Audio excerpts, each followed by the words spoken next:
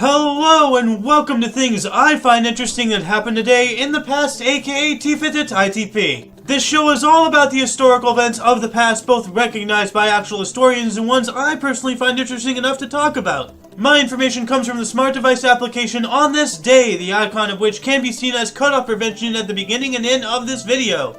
And in case you're all wondering, the music in the background is Nova by Arix.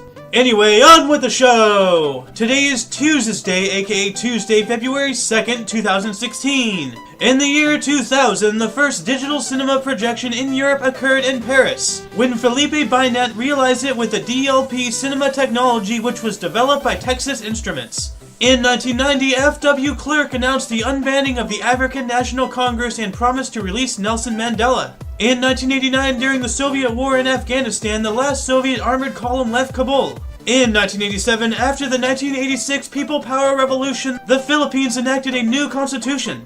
In 1964, Hasbro launched G.I. Joe. In 1943, during World War II, the Battle of Stalingrad came to an end when Soviet troops accepted the surrender of the last German troops in the city.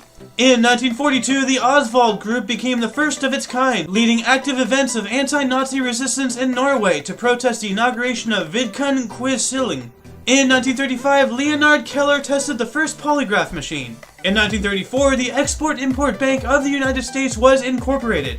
In 1914, Charlie Chapman's first film appearance, Making a Living, premiered. In 1913, Grand Central Terminal was opened in New York City.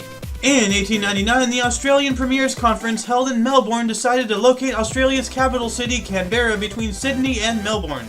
In 1887, in Punxsutawney, Pennsylvania, the first Groundhog Day was observed. In 1848, during the California Gold Rush, the first ship with Chinese immigrants arrived in San Francisco. And in 1653, New Amsterdam, known today as the City of New York, was incorporated.